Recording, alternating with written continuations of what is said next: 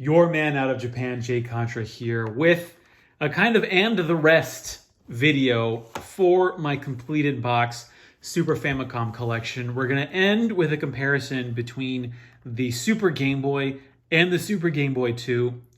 Hope you stick around to see it, but it's a very interesting selection of games that I have here. A lot of history behind a few of these games, both personal and historic. Or I guess significant, I suppose I should say.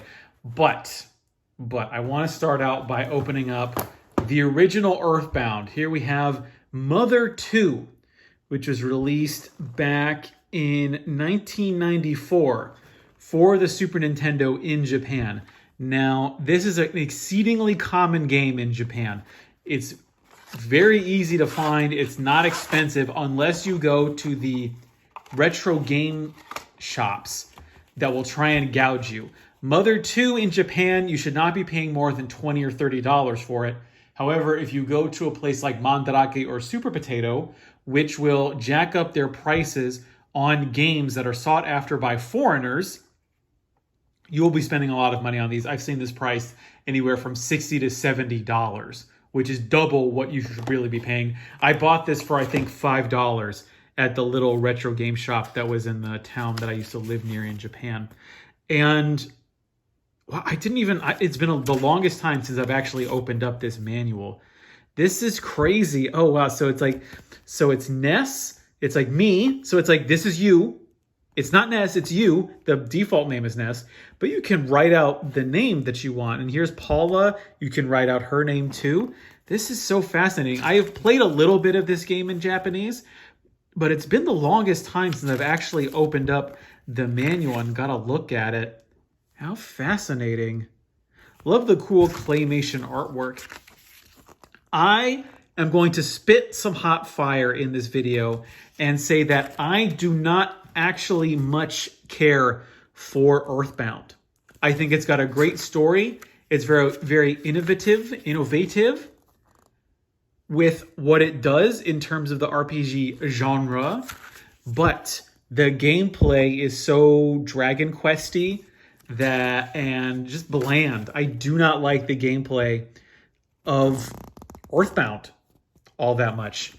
So much so that I would say Earthbound is a great game that someone could tell you the story of, and you'd be like, yeah, that actually sounds pretty good. But when you actually get around to it, it's just so, in certain parts, grindy and annoying and a little bit esoteric that it's very difficult for me to play or to even clear.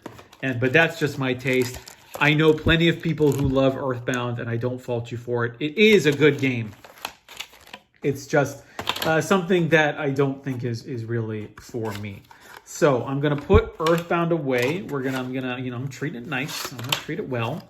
We're gonna put this to the side, and then you'll notice here I have a bunch of Super Famicom games encased in plastic. These are not new games. I did not buy these as new. It's just that when you go to a place like Hard Off, and actually I think, yes, each one of these was bought at a separate Hard Off. What some Japanese shops will do is they will actually reseal old games, but as far as I know, actually, Super Nintendo, Nintendo, and N64 games were not actually sold sealed at the time of release. They were just sold, basically, unsealed like this. Some of them might have had a sticker, but from what I can tell, none of them were actually ever sold sealed. And I know, for instance, I bought a new N64 game from Super Potato. They had like a whole carton or a whole shipping container filled with them, and none of them had seals on it. So here we've got ActRaiser. This is one of the OG Super Nintendo games. I think it came out in like the launch window in like December of 1990. I have played this. I've emulated this. I had a lot of fun with it, and I got the physical copy. It was $20. ActRaiser is a really interesting strategy. It's like a weird hybrid game. It's actually two games in one. You've got your world building simulator. So you can see this is emblemized here, where you're like guiding these people to like build their civilization.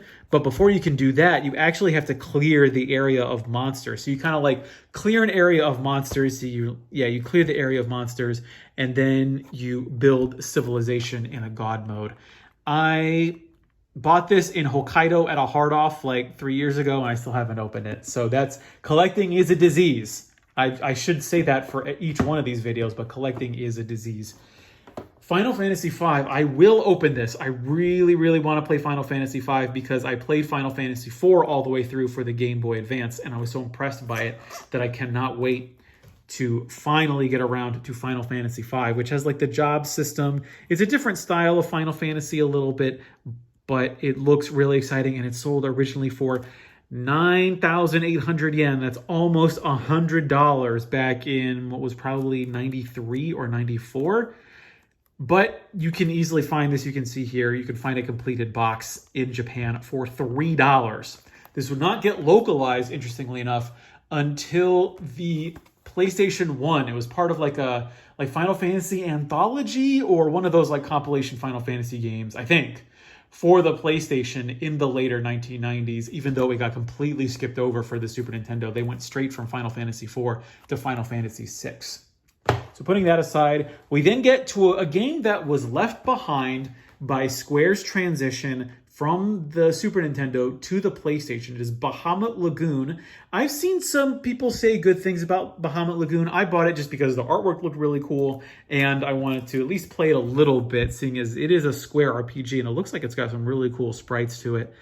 This, it must have been 95 or 96, but I think Square was so limited in its localization capacity that the idea of localizing this, and there's a couple of other games that didn't get localized because it just wasn't worth it to put out a Super Nintendo game in 95 or 96 when they knew that they were moving over to the PlayStation. The PlayStation had come out in 1994, as well as the N64 was coming out soon. So releasing a game for the Super Nintendo just wouldn't have made much financial sense, except for like one of the biggest games, which would have been Final Fantasy VI at the time.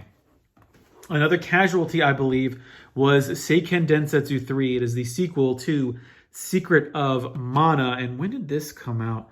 I always forget what years some of these things came out, so I often depend on the copyright date. I don't see one here.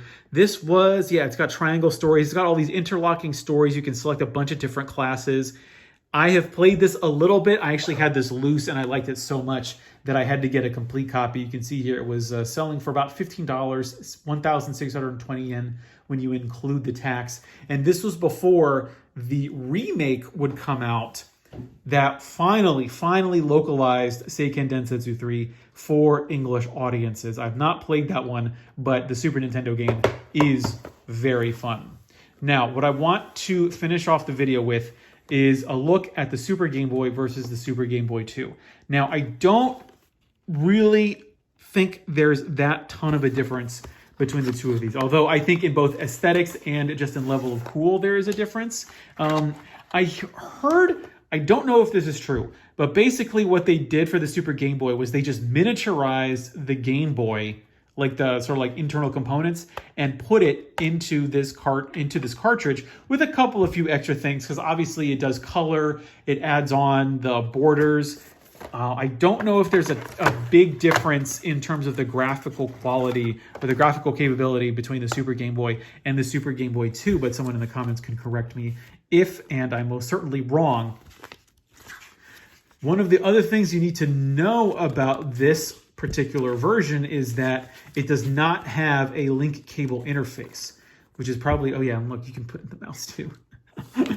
I don't know if, I know certain games came packed with special borders, like there's the built-in borders, but if you play, for example, Pokemon, that has a special border that is built into the game itself that you can then display using the Super Game Boy. I believe Pokemon Gold and Silver have the same thing. Now, what is great about the Super Game Boy 2 and the real difference, now I've heard that the Super Game Boy 2 is like a little bit faster than the original Super Game Boy. I don't know how true that is. Someone's going to have to let me know, and I might look it up here. But the real difference is it's got a link cable interface. So if you only have one Game Boy and you need to say, trade Pokemon, you can use your Super Game Boy to trade Pokemon with yourself. Oh, look at that. It's got all the special chips and it's got the giant teeth. And this does what I think all electronics should do. and it has the transparent blue casing, the transparent plastic. I want to see my electronics. I want to see the motherboard. Oh, it's got surface mounted capacitors. Oh boy, oh man, when are those going to go bad? All of your games are ticking time bombs, my friend. These things are going to go bad unless we repair them. And if those are capacitors, and I believe they are, those are going to need to be replaced at some point. Now, we haven't seen a bunch of Nintendo capacitors go bad, unlike, say, PC Engine stuff or like Sega Genesis and particularly Sega Game Gear capacitors have been going bad due to some poor quality control in the early 1990s. However, Nintendo stuff seems to be doing well. I've not heard any widespread issues with the capacitors on anything Nintendo so far, but it's going to happen. Look, capacitors are a weird electronic device that use liquid inside of them, and anything that has a liquid in it, especially in terms of electronics, is just something that is waiting to go wrong. So that's it. That is, if you have seen this whole series, that is my complete collection of complete in-box Super Nintendo games. I've had a lot of fun making these videos. I hope they've been informative or exciting. I hope you've seen some cool things. But I'm going to be moving on to the N64, PlayStation. I've got a lot more games that I need to document and actually make sure that I have. For now, I've been your man out of Japan, Jay Contra. If you would like to see exclusive videos about Japanese game collecting, you can head over to my Patreon. That is patreon.com/JContra. You can also check me out on Twitch, and you can participate in polls that will determine the games that I play on the stream. And again, get exclusive content over at Patreon. Thanks for watching, and mahalo.